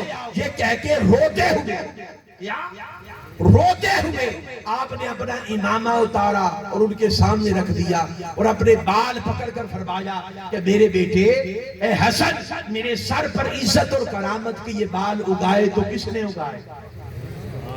یہ آپ کا ہی گھر ہے، جس وجہ سے مجھ کو یہ عزت اور کرامت ملی۔ اب مجھ کو بتائیے، یہ ہستیاں ابو بکر و عمر کی ہستیاں، یہ کب چاہے گی کہ ان پاک ہستیوں کے مقابلے میں کھڑا ہوا جائے؟ ان پاک ہستیوں کے مقابلے میں کھڑا ہوا جائے۔ جی آیا نعرہ تکبیر، نعرہ رسالت، نعرہ تحقیق، علامہ جمشید صاحب حیدری، نعرہ تحقیق۔ ماشاءاللہ ماشاءاللہ۔ اور ہمارے بھائی مصطفی نوجوان شوکت علی مصطفی صاحب بھی تشریف لائے. شوکت علی مصطفی صاحب بھی تشریف لائے. تو سنیے ابو بکر و عمر ان کا مزاج یہ ہے کہ وہ کبھی بھی کسی بھی صورت ان چاروں کے آل رسول کے مقابلے میں موازنے میں کبھی بھی کھڑے نہیں ہو سکتے. اب جو لوگ ٹھیکیدار بنے ہوئے ہیں کہ جب بھی ان کا ذکر ہوتا ہے ابو بکر عمر کو کھڑا کیا جاتا ہے. آج اگر ابو بکر عمر زندہ ہوتے موجود ہوتے تو ایسے لوگوں کو 100 لتر مارتے چھتر پھیرتے ان پر کہ ظالمو اس گھرانے کی محبت, اس گھرانے کا ادب, اس گھرانے کی تعظیم اور تقریم ہمارے ایمان کا حصہ ہے. ہمیں جو ملا اسی گھرانے کی محبت سے ملا. تم ہمیں مقابل کھڑے کر رہے ہو, تم ہمیں ان کے مقابل کھڑے کرتے ہو. اب یہاں پر جو بات میں نے کہی تھوڑی سی اس کی وضاحت کرنا چاہوں گا کہ یہ جو 4 ہستیاں ہیں علی, بولیے علی, فاطمہ, حسن اور حسین, بلکہ 5ویں ہستی ہے مصطفیٰ کی. یہ 5 تن پاک وہ ہیں جو عام فطری اصولوں سے ہٹ کر پیدا کیے گئے, لہذا ان کا موازنہ کسی کے ساتھ نہ کیا گیا. فضیلت کا میں نے اشارہ کر دیا, ترتیب وہی ہے جو خلافت کی ترتیب ہے. مگر جب ان چاروں کی بات ہو تو پھر کسی کا موازنہ ان کے ساتھ کیا نہ کرو, اس لیے کہ ان کی خلقت عام بشری اصولوں اور فطری اصولوں سے ہٹ کر ہوئی. اور 5ویں شخصیت ذات ہے ذات محمد, حضور کی ذات ہے. بھئی حضور جب پیدا کیے گئے میرے آقا تاجدار کائنات صلی اللہ علیہ وسلم, تو جب ماں کے پیٹ میں بچہ ایک نئے وجود اور عنصر کا اضافہ ہوتا ہے تو ماں کی حالت غیر ہوتی ہے کہ بولیے, کبھی اس کو متلی ہو جاتی, کبھی اس کو قے ہو جاتی, کبھی اس کی طبیعت میں یعنی طبیعت کا سارا نظام صحت کا درم برم ہو جاتا ہے. وہ جاکنی کی حالت میں بچے کو جنم دیتی ہے اور موت کا منہ دیکھ کے واپس آتی ہے. مگر یہ سارے اصول و ضوابط اور فطری قانون باقی سب کے لیے تھے, مگر سیدہ آمنہ کے لیے حضور کی وجہ سے نہ تھے. اینڈ تک پتہ نہ چلا, کوئی آثار نہ تھے کہ بچہ پیدا ہونے والا. بشارتوں کے ذریعے سے, خوابوں کے ذریعے سے, بشارتوں کے ذریعے سے خبر ملی کوئی آنے والا. دائیوں کو بلایا جاتا, جب وہ چیک کرتی کہتے آثار تو نہیں, مگر بشارتیں بتا رہی تھی کہ کوئی پیدا ہونے والا ہے. اور جب حضور پیدا ہوئے تو ختنہ بریدہ پیدا ہوئے. باقی جتنے بھی بچے پیدا ہوتے ہیں ان کا ختنہ یہاں پر آ کر کیا جاتا ہے, مگر حضور جب پیدا ہوئے تو ختنے سمیت ختنہ بریدہ پیدا ہوئے اور ہر بچہ ننگا پیدا ہوتا. ایسی بات ہے جب حضور پیدا کیے گئے تو ایک سفید ہالے نے گھیر لیا. جب وہ ہالا چھٹا تو حضور سخت ریشمی شفاف اونی لباس میں لپٹے ہوئے تھے, سرما ڈلا ہوا. اور پھر جب ہم کھانا کھاتے کتنا لذیذ ہوتا, خوشبودار ہوتا. ایسی بات ہے عمل اخراج اور عمل انہضام کے ذریعے سے وہی کھانا جب باہر آتا ہے تو بدبودار ہوتا. ایسی بات ہے. مگر آقا علیہ السلام کا نظام جدا ہے. حضور جب کھانا کھاتے اور عمل اخراج اور عمل انہضام کے ذریعے سے جب وہ باہر آتا پہلے سے کئی گنا بڑھ کر خوشبودار ہوتا. لہذا حضور کا موازنہ کسی کے ساتھ نہ کرو. پھر مولا علی شیر خدا, مولا علی شیر خدا عام فطری اصولوں سے ہٹ کر جدا پیدا کیے گئے. ان کو ہمیشہ رب تعالیٰ نے ان کے نور کو حضور کی نور کی صحبت میں رکھا. یہ جو حدیث مبارکہ ہے نا کہ تمام انسان مختلف درختوں سے پیدا کیے گئے, انا والیج من شجرۃ واحدہ, مگر میں اور علی کا شجرہ ایک ہے. شجرہ ایک ہے. شجرہ مصطفیٰ اور شجرہ علی المرتضیٰ ایک تھا. نور محمدی, نور مصطفیٰ جب حضرت آدم علیہ السلام کی پشت میں رکھا گیا تو نور محمدی کے اندر نور علی المرتضیٰ بھی تھا. اور آقا نے فرمایا میرا نور پاک پشت پشتوں سے پاک رحموں کی طرف اور پاک رحموں سے پاک پشتوں کی طرف منتقل ہوتا ہوا آیا. حضور کا ہر نسب، حضور کا ہر رحم اور حضور کے لیے ہر صلح پاک تھا. ہر جگہ پر توحید تھی، کہیں پر کفر نہ تھا. ہر جگہ پر نکاح تھا، کہیں پر زنا نہ تھا. کہیں پر کوئی پلیدی نہ تھی. اور جو شجرہ مصطفیٰ کا تھا وہی علی المرتضیٰ کا تھا. جو نسب مصطفیٰ تھا وہی نسب نور علی المرتضیٰ کا تھا. یہ نور محمدی پاک پشتوں سے، پاک سلکوں سے، پاک رحموں کی طرف منتقل ہوتے ہوتے جب حضرت عبد المطلب تک پہنچا، جب حضرت عبد المطلب تک پہنچا، حکم آیا کہ نور مصطفیٰ، اے نور علی المرتضیٰ، اب اس ایک مرحلے کے لیے جدا ہونا ہوگا، تم دونوں کو جدا ہونا ہوگا. اب چونکہ ظہور کا وقت آن پہنچا ہے، اس ظہور کی خاطر اس ایک مرحلے میں تم کو جدا ہونا ہوگا. اب کیا ہوا؟ نور مصطفیٰ حضرت عبداللہ کی پیشانی میں چمکا اور نور علی المرتضیٰ حضرت ابو طالب کی طرف منتقل ہو گیا. ادھر تاجدار کائنات پیدا ہو گئے، ادھر مولا علی شیر خدا پیدا ہو گئے. اس ایک مرحلے میں یہ نور جدا ہوئے. جب حسن و حسین ہو گئے یہ دونوں نور پھر مل گئے، یہ دونوں نور پھر سے مل گئے. مگر اب فرق یہ تھا، اب فرق یہ تھا کہ پہلے جو نسب مصطفیٰ کا تھا وہی علی المرتضیٰ کا تھا. جو شجرہ مصطفیٰ کا تھا وہی شجرہ علی المرتضیٰ کا تھا. حسن و حسین کے بعد اب قیامت تک اب یہ کام الٹ ہو گیا. اب کیا ہے؟ جو شجرہ علی کا ہے وہی مصطفیٰ کا ہے. یہ اسی لیے تو فرمایا علی منی وانا منہ، علی مجھ سے ہے اور میں علی سے ہوں. پہلے علی مصطفیٰ سے تھے، حسن و حسین کے بعد اب مصطفیٰ علی سے. اب قیامت تک جو شجرہ چلے گا امام حسن اور حسین کی طرف سے وہی ایک شجرہ وہی علی کا ہوگا اور وہی شجرہ مصطفیٰ کا ہوگا. تو دنیا سے فطری اصولوں سے جدا پیدا کیے گئے، جدا پیدا کیے گئے. پھر سیدہ کائنات فاطمہ الزہرا، بطول زہرا عام فطری اصولوں سے ہٹ کر ان کی خلقت مصطفی صاحب، وہ کیسے؟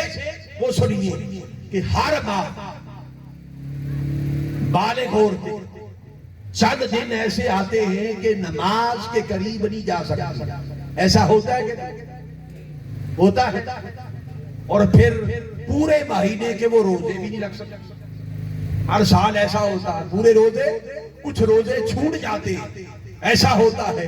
مگر قربان جائیں ساری کائنات کی عورتوں کے لیے اصول اور تھے، ساری امت کے لیے، ساری جہاں کی عورتوں کے لیے اصول اور تھے. مگر یہ سیدہ کائنات عام عورتوں کی طرح ہے ہی نہیں.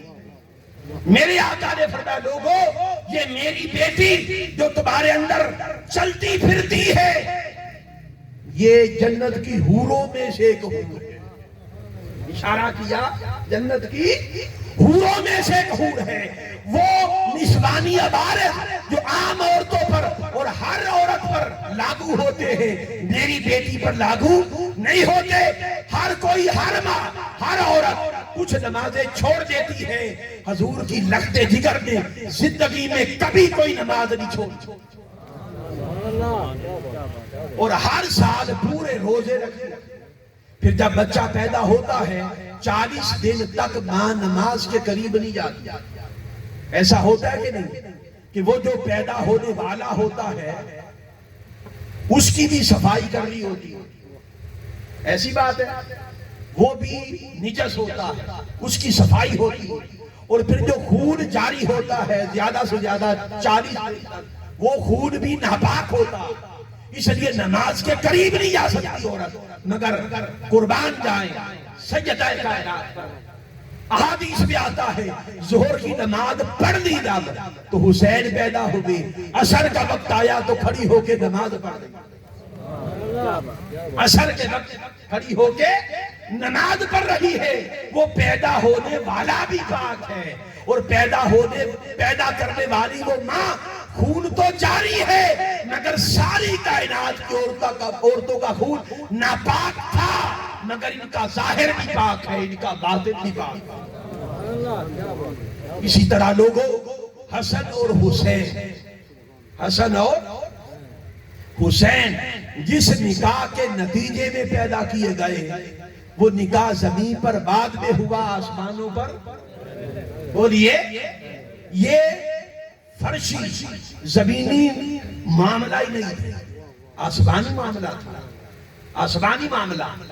فرمایا محبوب دولہن میرے گھر کا ہوگا، دولہن تیرے گھر کی ہوگی، اور ان کی نسل تیری نسل کے ساتھ، تیری نسل کے ساتھ۔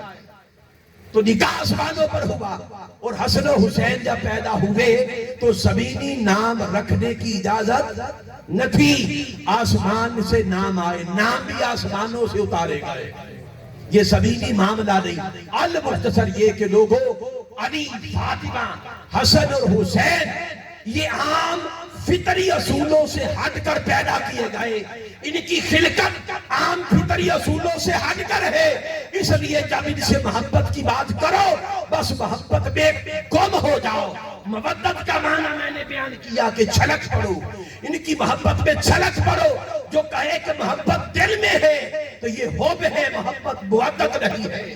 مودت یہ ہے کہ چھلک پڑو ان کی محبت میں، اس لیے ان سے محبت کرو، اور جب ان کا ذکر آئے تو کبھی بھی ان کے ساتھ کوئی موازنہ نہ کیا کرو، ان کے مقابل کسی کو کھڑا نہ کیا کرو، کیونکہ وہ بھی نہیں چاہتے تھے کہ ہم کھڑے ہوں۔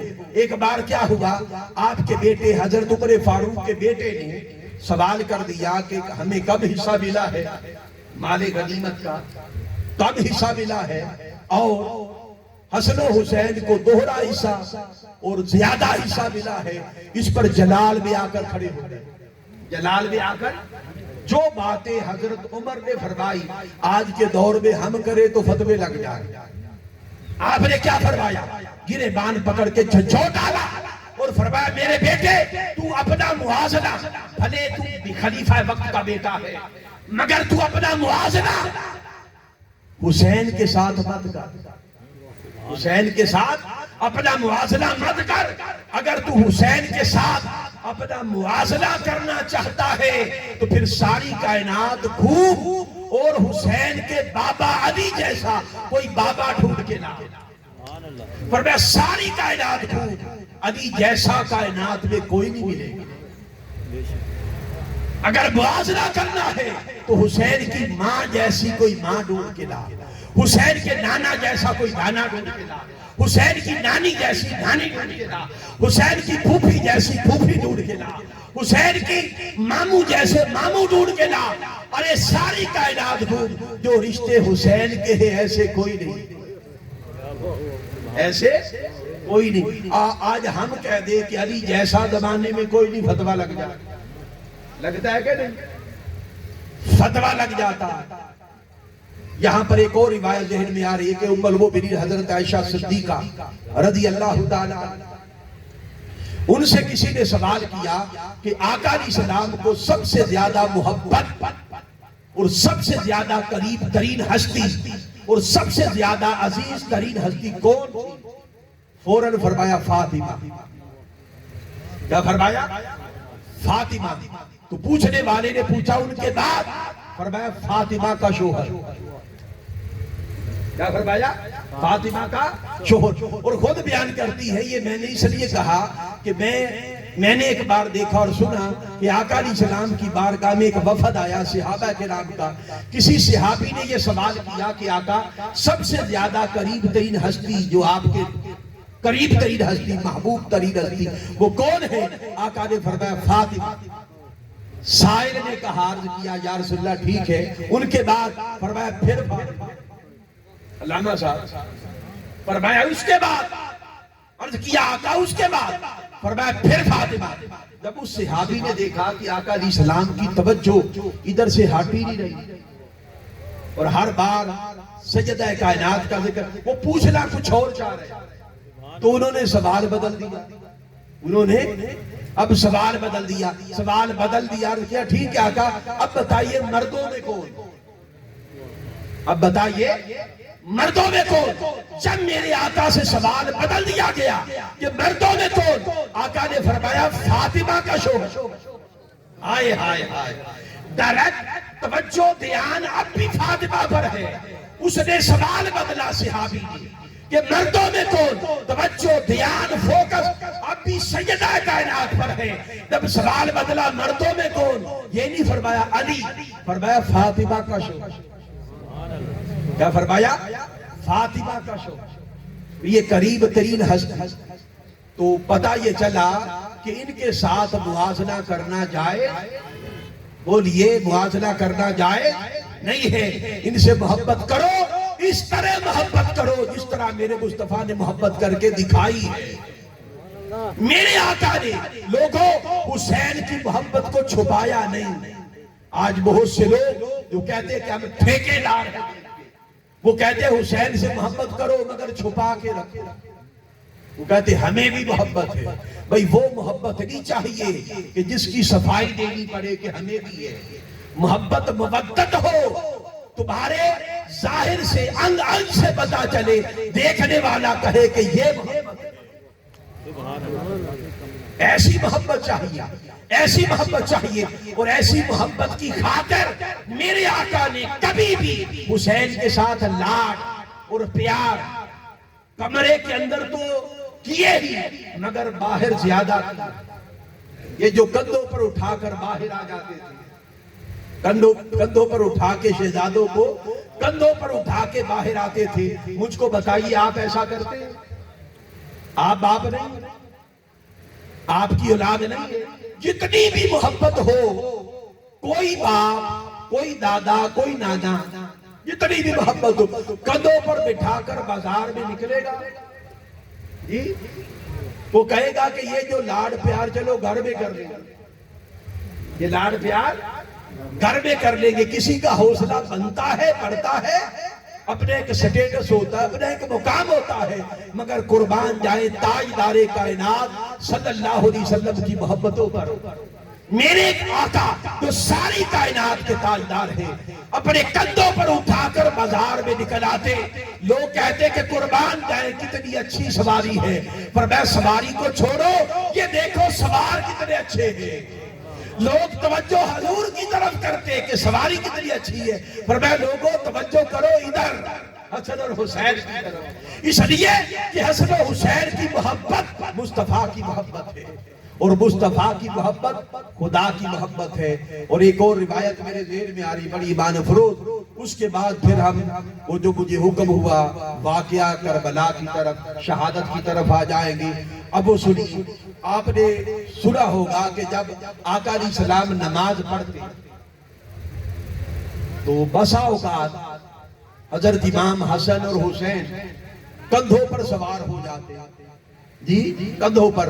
اور ایک روایت یہ ہے کہ حسین حالت سجدہ میں حضور کی پشت پر سوار ہے، اور سجدہ لمبا ہو گیا، اتنا طویل سجدہ ہوا، اتنا طویل سجدہ کہ صحابہ کرام گھبرا گئے، ڈر گئے کہ کہیں آقا علیہ السلام کی روح پاک قفص انصری سے پرواز تو نہیں کر گئی، گھبرا گئے۔ ایک صحابی سے برداشت نہ ہوا، اس نے سر اٹھا کے حضور کو تکا، سر اٹھا کے دیکھ لیا تو حسین جم کے بیٹھا ہے، حضور کی پشت پر جم کے بیٹھا ہے۔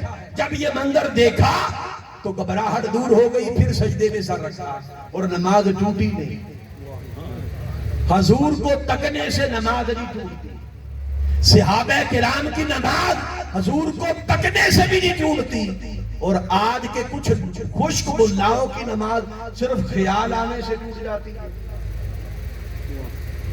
ایسی بات ہے پروفیسر صاحب، وہ کہتے خیال بھی آ جائے تو نماز ٹوٹ جاتی ہے، حضور کا خیال بھی آ جائے تو نماز ٹوٹ جاتی ہے۔ ارے خیال کا پھرنا حضور کی طرف دور کی بات، ان کے تو چہرے پھر جاتے تھے اور نماز نہیں ٹوٹتی۔ چنانچہ انہوں نے دیکھ لیا کہ حسین میں۔ اب میں آپ سے پوچھتا ہوں کہ وہ جو سجدہ لمبا کیا آقا علیہ السلام نے طویل کیا، اپنی مرضی سے کیا؟ بولیے نہیں، حضور جو بھی بولتے ہیں وما ينطق عن الهوى ان هو الا وحی یوحی، جو بھی بولتے ہیں اللہ کا حکم ہوتا ہے، اور جو بھی کرتے ہیں اللہ کا حکم ہوتا ہے۔ اللہ کی وحی کے بغیر نہ بولتے ہیں نہ کچھ کرتے۔ گویا یہ جو سجدہ طویل کیا گیا یہ اللہ کے حکم کی بنا پر تھا، حضور کی اپنی منشا نہ تھی، کیونکہ نماز اللہ کی ہے۔ وہ کہتا ہے جب نماز پڑھو دنیا مافیہ سے بیگانہ ہو جاؤ، آتی بالصلاۃ لذکری خالصاً، میری ذات کی خاطر نماز پڑھا کر۔ یہ نماز ہے، تو جس کی نماز ہے اسی کا حکم ہے کہ جب تک حسین سجدے سے محبوب، جب تک حسین بیٹھا ہے سر اٹھانے کی اجازت نہیں ہے، مگر حسین اٹھ ہی نہیں رہا، حسین اٹھ ہی رہا۔ صحابہ کرام بے چین ہے، کیا ہو گیا، کیا ماجرا۔ اب حضور بھی چاہتے ہیں کہ سجدے سر اٹھاؤں، جبریل کا اب یہ سارا منظر ذرا ذہن میں لائیں، ذرا ذہن میں لائیں کہ حضور سجدے میں ہے اور حضور کے پیچھے عاشقوں کی جماعت ہے، وہ سب سجدے میں ہے اور منتظر ہے کہ کب حضور سجدے سر اٹھائیں، سلام پھیرے، نماز سے فارغ ہو، پتہ چلے معاملہ کیا ہے۔ وہ گھبرا رہے ہیں، منتظر ہے کہ نماز ختم ہو تو معلوم ہو کیا ماجرا، اور آقا علیہ السلام سجدے میں منتظر ہے کہ کب جبریل آتا ہے اللہ کا پیغام لے کر، تاکہ میں سجدے سے سر اٹھاؤں، اور جبریل مولا کی طرف تک رہا ہے کہ کب مولا کی بارگاہ سے حکم آتا ہے، اور وہ حکم بارگاہ مصطفیٰ میں لے کر چلوں۔ اور وہ جبریل جس خدا کی طرف تک رہا ہے وہ خدا حسین کو تک رہا ہے کہ کب حسین اپنی مرضی سے نیچے آئے تو پھر میں حکم دے کے بھیجوں۔ ارے نماز خدا کی تھی، نماز مولا کی تھی، مگر مرضی حسین کی تھی، مرضی حسین کی تھی۔ اور حسین کی مرضی کیوں تھی؟ حسین کی مرضی کیوں تھی؟ اس لیے تھی کہ حسین آج تیری مرضی چلے گی، مگر کرب و بلا کا وقت جب آئے گا اور امت کو ایک میسج دینے کا وقت آئے گا، اور امت کے لیے ایک ایسا اسوہ جس سے دین کی تجدید ہوگی قیامت تک، اور دین کو زندگی ملے گی، دین کی طہارت، دین کی حیات، دین کی تجدید اور دین کا حیا، اسی کے لیے، اسی اسوہ کے لیے تجھے پیدا کیا گیا ہے، تجھ کو تیار کیا گیا ہے۔ آج تیری مانی جائے گی، میدان کربلا میں صرف میری مانی جائے گی۔ لوگوں، وقت گزرتا گیا، گزرتا گیا۔ اب میں آپ سے سوال کرتا ہوں، میں آپ سے سوال کرتا ہوں کہ یہ شہادت کربلا بائی چانس اتفاقاً ہوئی تھی؟ بولیے۔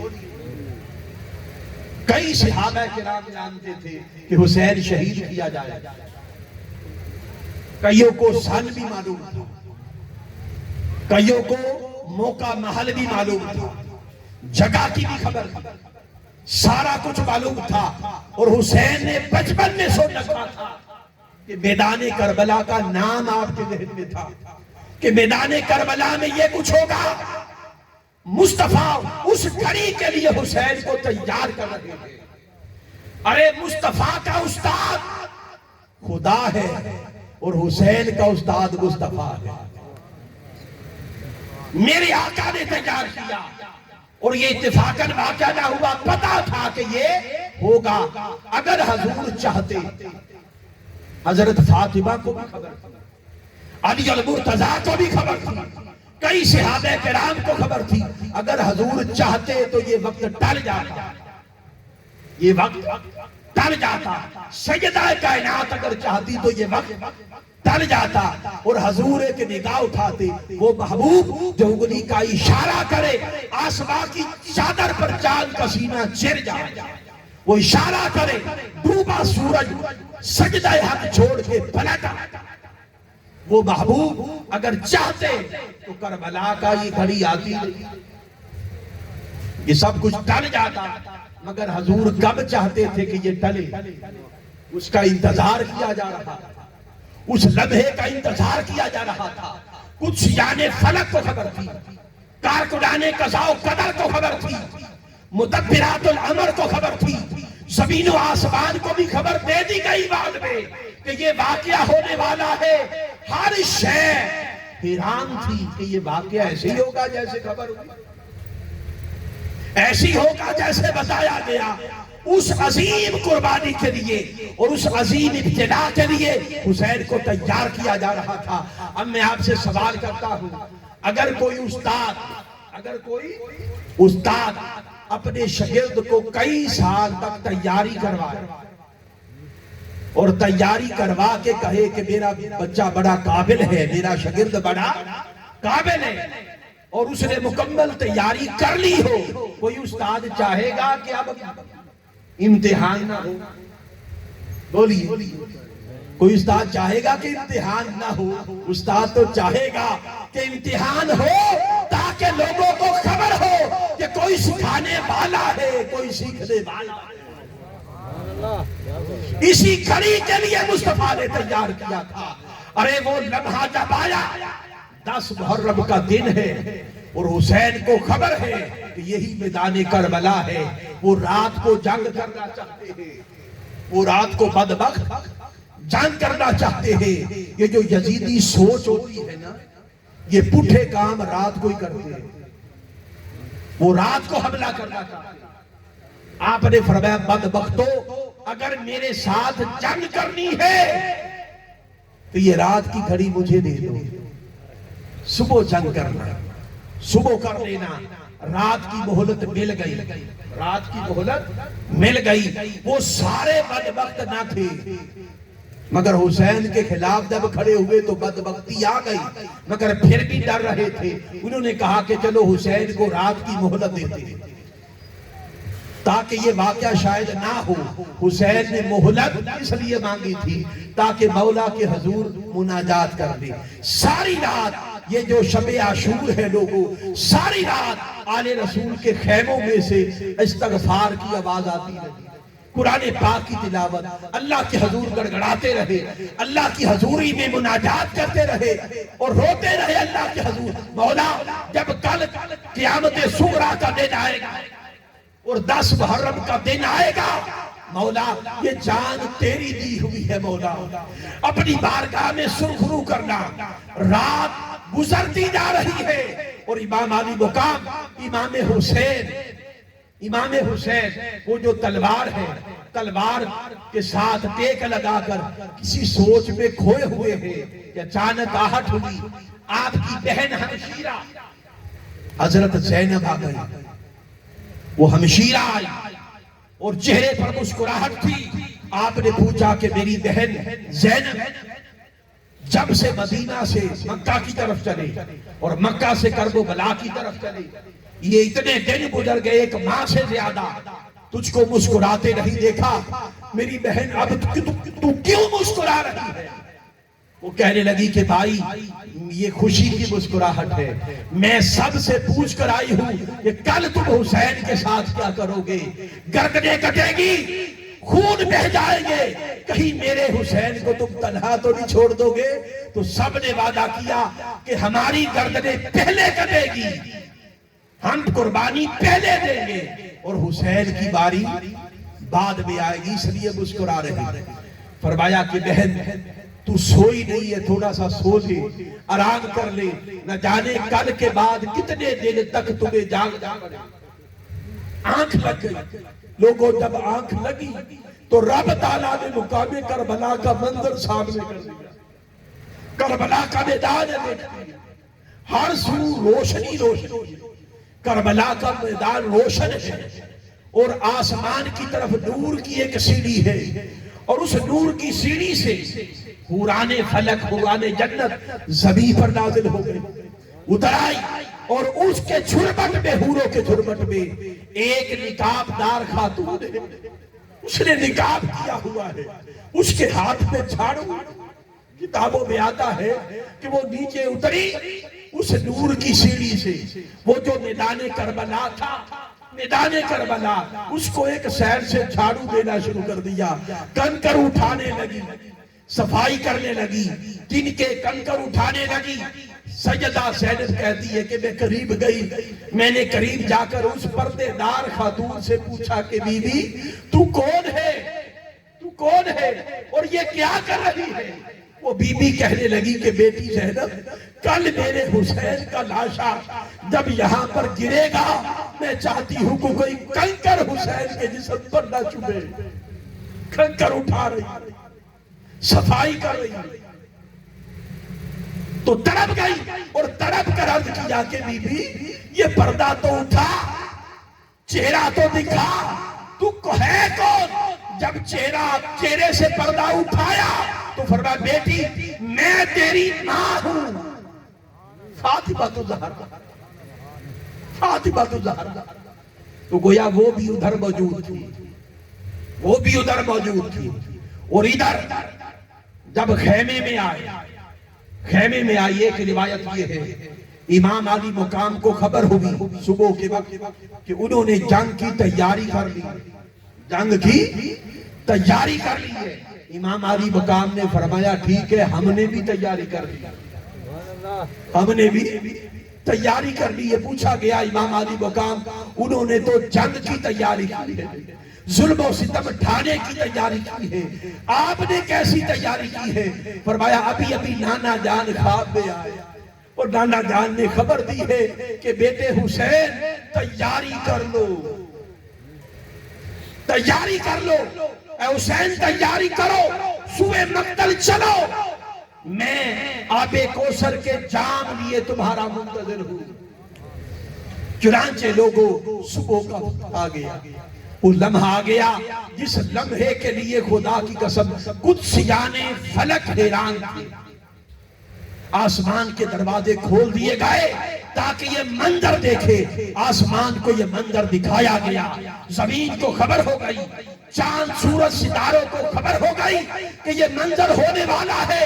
کارکنان قضاء و قدر کی چیخیں نکل رہی تھی کہ مولا جو سنا ہے کیا وہی ہونے والا ہے؟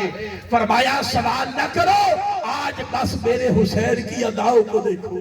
ادھر مصطفیٰ کھڑے ہیں، ادھر علی المرتضیٰ موجود ہے، ادھر فاطمہ الزہرا موجود ہے، اور ادھر قدسیان فلک ملائکہ جھرمٹ ہے اور سب حیران ہیں اس منظر کو دیکھنے کے لیے۔ چشم فلک ترس رہی ہے یہ نظارہ تکنے کے لیے، اور صرف یہی بات نہیں، اہل اللہ اولیاء کرام فرماتے ہیں کہ صرف یہ بات نہیں، انبیاء رسل متوجہ تھے، ان کی روحیں متوجہ تھی کہ آج جو ہونے والا ہے کیا ایسا ہی منظر دیکھنے کو ملے گا؟ ارے حسین تنہا ہے، ایک ایک کر کے سارے جانثار شہید ہو گئے، سارے جانثار شہید ہو گئے۔ اور پھر آل رسول کے گھرانے کی طرف امام علی مقام نے چاہا کہ اس طرف سے سب سے پہلے میں جاتا، سب سے پہلے میں جاتا ہوں، مگر کیا ہوا جب تیاری کرنے لگے تو علی اکبر 18-19 سال کی عمر ہے، جوان سال میں، اور یہ علی اکبر وہ ہے جو شبیہ مصطفیٰ، جو تصویر مصطفیٰ۔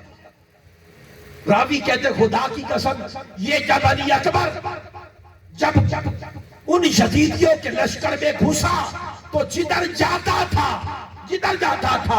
گردنیں گاجر مولیوں کی طرح کاٹا جاتا تھا۔ المختصر یہ کہ یہ بھی شہید ہو گئے۔ جوان لاشا اٹھایا حسین نے، اور ایک بڑا دردناک منظر ہے ابن اساکر نے بیان کیا کہ جب جوان لاشا حسین نے اٹھایا، جوان لاشا اٹھایا اور دیگر شہداء کے لاشیں بھی اٹھائے، اور جب یہ جوان لاشا اٹھایا تو اس وقت آپ کی عمر مبارک 56 برس اور کچھ ماہ تھی اور کچھ دن تھی، اور سر مبارک اور داڑھی مبارک کا کوئی بال سفید نہ تھا۔ ارے حسین ساری زندگی لاڈ و نرم میں پل کر جوان ہوا تھا، اور کوئی کرب، کوئی بلا، کوئی آزمائش راستے میں نہیں تھی، ساری کی ساری کٹھی کربلا میں گزر گئی۔ یہ حسین جو ناز و نرم میں پل کر جوان ہوا، اور چہرہ مبارک، داڑھی مبارک اور سر مبارک کا کوئی بال سفید نہ تھا، مگر اس جوان کا لاشا جب حسین نے اٹھایا تو زمین پر پاؤں کھسک رہے تھے، اور لے کر جب خیموں کے قریب پہنچے، خیموں کے قریب پہنچے تو جب وہاں پر پہنچے اسی دوران جب لاشا اٹھایا کوئی بال سفید نہ تھا، جب خیموں کے قریب پہنچے تو کوئی بال سیاہ نہ تھا۔ سیدہ سکینہ نے جب دیکھا تڑپ گئی اور کہنے لگی کہ پھوپھی جان بابا بوڑھے ہو گئے، ارے یہ جو وجود تھا بشری وجود، اس پر نہ جانے پتہ نہیں کیا کیا بیت گیا، مگر حسین کے ماتھے پر شکن نہ آیا۔ وہ صبر کا استقامت کا پہاڑ بن کے جمع رہا، ڈٹا رہا، اور اس مقام پر حسین نے وہ صبر کر کے دکھایا کہ حسین کے صبر پر انبیاء حیران تھے، نبیوں رسولوں کی روحیں حیران تھی، غوث کتب ابدال جو عالم ارباب میں تھے ان کی روحیں حیران تھی۔ آج تاجدار کائنات کا فخر سر سے بلند ہو گیا، فخر سے بلند ہو گیا۔ میرے آقا نے فرمایا کہ حسین آج تو نے ہمارا سر فخر سے بلند کر دیا، آج مصطفیٰ کو تم پر فخر ہے، اے حسین آج علی کو تم پر فخر ہے، اے حسین آج فاطمہ کو تم پر فخر ہے، اے حسین آواز آئی تیرے خدا کو تجھ پر فخر ہے، آج بندگی کو تجھ پر فخر ہے، اے حسین اب تو رضا بالقضا کا تاج پہن کر بصد ناز میری بارگاہ میں حاضر ہو جا۔ یا ایتھا النفس المطمئنہ ارجعی الی ربک راضیۃ مرضیہ، اے مطمئن جا جس نے سارا کچھ لٹا کر بھی اطمینان پایا ہے، جس کی طبیعت میں اطمینان ہے، ٹھہراؤ ہے، جس کے ماتھے پر بل نہیں ہے، جس کے ماتھے پر شکن نہیں ہے، وہ زبان لاشیں اٹھاتا ہے، مولا کی طرف تکتا ہے، کوئی گلہ نہیں کرتا، وہ کہتا ہے مولا بتا تو راضی بھی ہوا کہ نہیں، مولا تو راضی بھی ہوا، مولا یہ قربانی بھی حسین کی طرف سے قبول کر، یہ قربانی بھی حسین کی طرف سے قبول کر۔ لوگوں اب اینڈ پر میسج یہ ہے کہ یہ جو قربانی حسین نے دی تھی کیا صرف خالی تذکروں کے لیے دی تھی؟ آج امت کا مزاج یہ بن گیا کہ خالی واقعات پر رہتے کہ بس رونا ہے آنکھیں چھم چھم پر سے، وہ بھی بڑی شہادت ہے، وہ ایمان کی علامت ہے، مگر لوگوں حسین کی قربانی صرف تذکروں کے لیے نہیں تھی، صرف ذکر کرنے کے لیے نہیں، بلکہ ذکر کربلا سے فکر کربلا کی طرف آؤ، حسینی لشکر کے سپاہی بن جاؤ، حسینی بن کے جیو، حسینی بن کے مرو۔ حضور شیخ الاسلام ڈاکٹر محمد طاہر القادری اور تحریک منہاج القرآن تمہیں یہی درس دیتی ہے اور تمہیں یہی پیغام دیتی ہے، اگر چاہتے ہو کہ وقت کے فتنوں سے بچو اور وقت کے فتنوں سے بچ کر اپنے ایمان کی حفاظت کر لو۔ آج کا زمانہ ہر طرف بھرمار ہے فتنوں کی، آگے بھی فتنے، پیچھے بھی فتنے، نیچے بھی فتنے، اوپر بھی فتنے، دائیں بھی فتنے، بائیں بھی فتنے، کوچہ بازار میں فتنے، فتنوں کی بھرمار ہے، کوچہ بازار گھر گھر میں فتنے، موبائل کے اندر فتنے، اور فتنوں کے اس طوفان میں میرے آقا نے فرمایا جس طرح طوفان نوح میں وہی بچا تھا جو اس کشتی میں سوار ہو گیا، اور فتنوں کے طوفان میں اب وہ بچے گا جو محبت آل رسول کی کشتی میں سوار ہو جائے گا۔ اگر چاہتے ہو کہ تمہارے ایمان کو استقامت ملے، ایمان کی پونجی بچ جائے، وقت کے فتنوں سے بچو اور تمہاری نسلوں کے عقیدے سنور جائیں، تو حسینی بن کے جیو، حسینی بن کے مرو، یہی زندگی ہے، یہی مقصد کربلا ہے اور یہی پیغام کربلا ہے۔ اگر ذکر حسینی سے فکر حسینی کی طرف نہ آئے تو قیامت کے دن ہم سے پوچھ گچھ ہوگی۔ اور خود امام علی مقام بیان فرماتے ہیں وَلَكُمْ فِيهَا أُسْوَةٌ، میں نے یہ کام خالی تذکروں کے لیے نہیں کیا، امت کے لیے ایک اسوہ بنایا ہے۔ اس راستے پر چلو، اس راستے سے چل کر خدا ملتا ہے، مصطفیٰ ملتا ہے۔ اللہ تعالیٰ سے دعا ہے کہ ہم سب کو ہدایت عطا فرمائے، یہاں سے کوئی خالی ہاتھ لوٹ کے نہ جائے۔ جتنے دوست احباب جو منتظمین ہیں اور جنہوں نے بڑی محبت سے یہ محفل پاک سجائی ہے، اللہ تعالیٰ سب کی سعی و کاوش کو اپنی بارگاہ میں قبول فرمائے، اور جتنے احباب یہاں پر جم کر ذکر حسین کو سنا ہے، اللہ تعالیٰ آپ کو در رسول کی خیرات عطا فرمائے، در بطول کی خیرات عطا فرمائے۔ وما علینا الا البلاغ۔